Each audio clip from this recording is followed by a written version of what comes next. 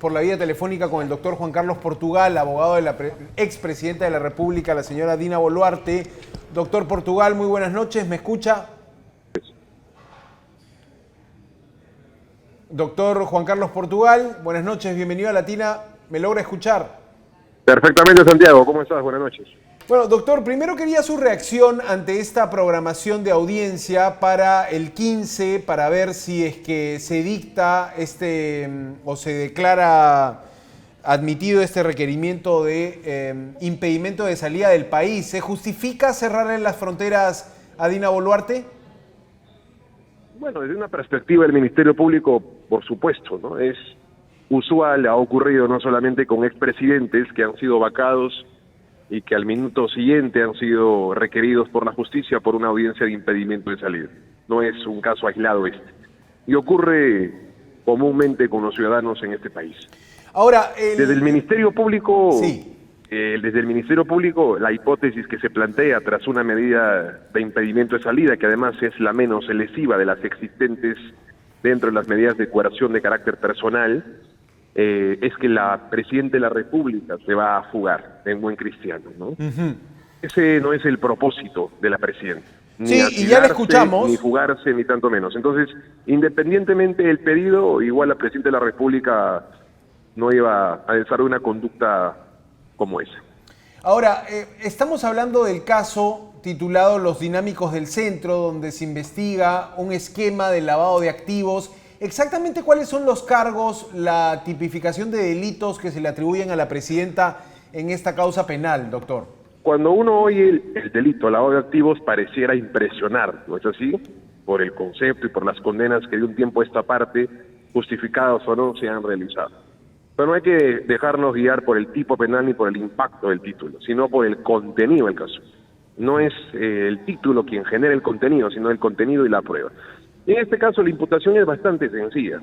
Se le imputa a mi cliente haber aperturado una cuenta mancomunada junto con otro militante Perú Libre con el propósito de recibir fondos de los militantes para asumir un pago de una reparación civil a Vladimir Cerro.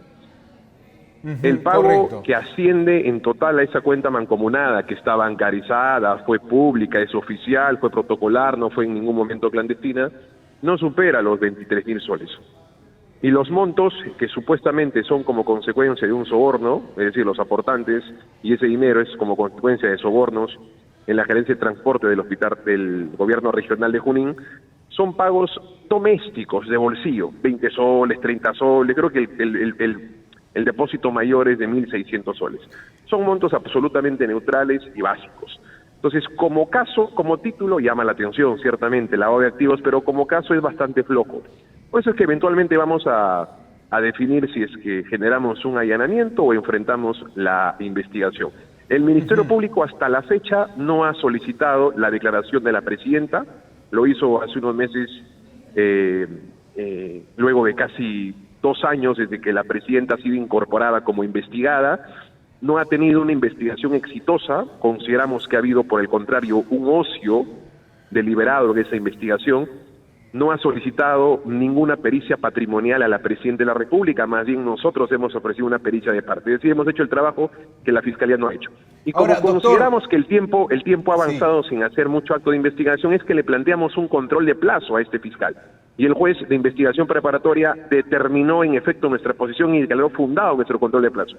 Así que no hay nada bajo el sol y no hay mayor ciencia en este requerimiento, pero principalmente no es un caso penal cuyo contenido probatorio nos preocupe.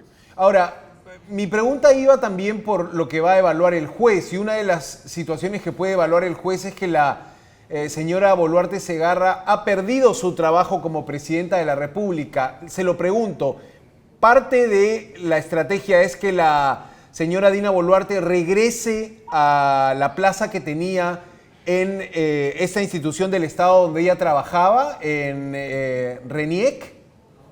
Nosotros tenemos una posición particular sobre el arraigo. Y fíjate, te lo grafico un ejemplo. Pero, la presidenta dejó de ser presidenta. Doctor Portugal, no, le pido mil disculpas. No. Quisiera que me responda esa pregunta. No. ¿Va a volver la doctora Boluarte va a volver a trabajar a RENIEC? no es algo que haya conversado con la presidenta, porque además yo me estoy enterando de esa justificación del arraigo de carácter laboral con lo que tú me has señalado, porque a mí me han notificado en horas de la tarde, he recibido también una notificación física por parte de la presidenta y no he tenido la oportunidad responsable de poder leer el asunto.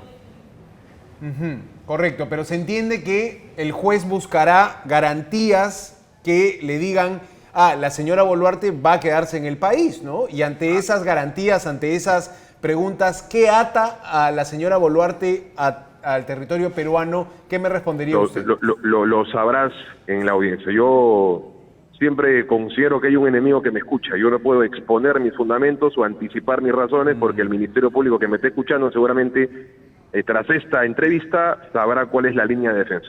Así que esa respuesta la sabrá seguramente el miércoles en mi intervención.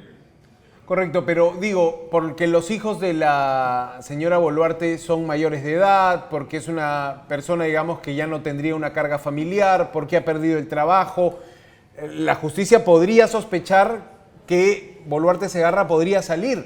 Entonces, por ahí podría venir, digamos, todo el sustento que ustedes tienen que dar como abogados de tratar de ofrecerle garantías a la justicia, ¿no? De que va a acatar y va a cumplir. Sí y no. Sí, porque en primer lugar, las razones respecto a nosotros cómo consideramos el arraigo laboral de una funcionaria pública que ha sido recientemente vacada no es lo que tú señalas. Hay un nivel de desarrollo jurisprudencial distinto al que tú menciones. Será, por supuesto, materia de mi análisis en la audiencia. Y en segundo lugar, el impedimento de salida no tiene ese propósito. Lo que tú me señalas son más propiamente requerimientos, por ejemplo, de una medida cautelar de comparecencia con restricciones o de prisión preventiva. En el impedimento de salida, así tengas 60 hijos, así tengas 60 propiedades y tengas 60 trabajos, eso es absolutamente indiferente. Simplemente es el riesgo probable de que puedas irte porque has perdido algún tipo de arraigo. Entonces, así la presidenta tenga hijos menores de edad y actualmente se mantenga en el cargo, eso no es impedimento para que el Ministerio Público pueda solicitar esta medida. Tiene otro tratamiento de intervención distinta a una de prisión preventiva y una comparecencia con restricciones. Ahora, doctor, quería preguntarle también cómo la vio hoy a la presidenta en una noche que ha tenido que ser una noche difícil en la medida que su gobierno colapsó. Ella dijo, llegué 3 de la mañana a mi casa y he estado descansando como debía ser. ¿Cómo la vio hoy? Habló un minuto con la prensa, digamos. ¿Usted le aconsejó que salga a dar la declaración? Porque toda la mañana los periodistas allí No, ella misma, no mira, la estrategia fue la siguiente. Ante los rumores de un asilo, ayer expresé y rechacé esa posición, que agotadamente lo he resuelto. El día de hoy, nuevamente, con la fábula periodística de que la presidenta no esté en su casa porque no sale. Pero bajo esa lógica, ningún ciudadano que desea salir sino descansar en su domicilio, por tanto está fugando, ¿no?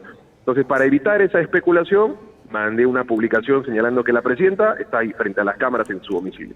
Que no salga no significa que no esté dentro. Pero como la prensa seguía con ese ruido de especulación, es que consensuamos en que era necesario salir para que físicamente vean que ella se encuentra ahí. ¿Y cómo la encontré? Muy emocionalmente estable, muy calmada, muy serena y con muchísimo deseo, por supuesto, de continuar, porque la presidenta tuvo una vida antes de ser presidenta y seguramente la continuará. Ahora, para terminar, doctor Portugal, ayer usted fue claro en decir que no convalidaban la vacancia en las formas que se había procesado. Dina Boluarte Segarra, ¿convalida la vacancia? ¿Acepta que fue un procedimiento legalmente correcto o ella más bien tiene la idea de que no se operó legalmente? Tiene la posición que yo he marcado. ¿Bien? ¿No lo convalida legalmente? En efecto, hay procedimientos que siendo legales resultan irrazonables o arbitrarios. Hoy en la casa de la presidenta expresé un ejemplo. ¿Bien? Entonces, ¿ese es un procedimiento legal? Ciertamente. ¿Pero van a pedir un amparo contra la moción de vacancia aprobada? Si me preguntas a mí como su abogado penalista, no. Claro, tendría que preguntarle al doctor Campos, que es el constitucionalista que está detrás. Pero y tampoco me lo ha dicho.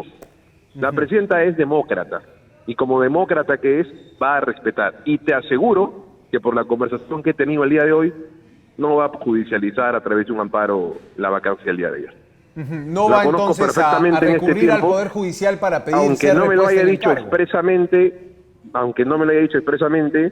hay lecturas y respuestas que se leen en silencio y algunas en voz alta. y te aseguro que no lo va a hacer. No era necesario preguntarle para entender que no lo va a hacer. Claro, es que quedó esa duda, ¿no? No convalidamos Esa este es mi posición mecanismo, como ¿no? abogado.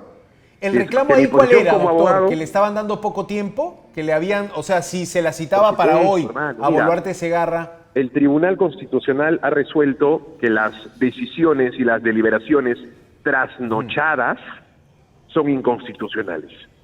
El Tribunal Constitucional, en el caso Tineo Cabrera, que es un caso bastante emblemático, ha resuelto que el derecho a la defensa involucra como parte de su tercera garantía de contenido esencial el derecho a un plazo razonable en la preparación.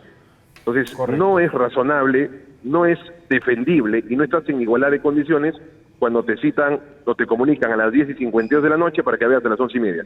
Es una barbarie. Eso es cualquier cosa menos debido proceso. Y por tanto no lo puedo convalidar. Que eso signifique que la presidenta lo va a judicializar es otro asunto. Y yo te aseguro que por las formas en cómo hemos conversado el día de hoy ya no lo va a hacer. Correcto, doctor Juan Carlos Portugal. Le agradezco esta comunicación con Latina. Muy buenas noches. A ti, nuevamente por la oportunidad, Santiago. Un abrazo. Bien, amigos, se nos ha ido el programa.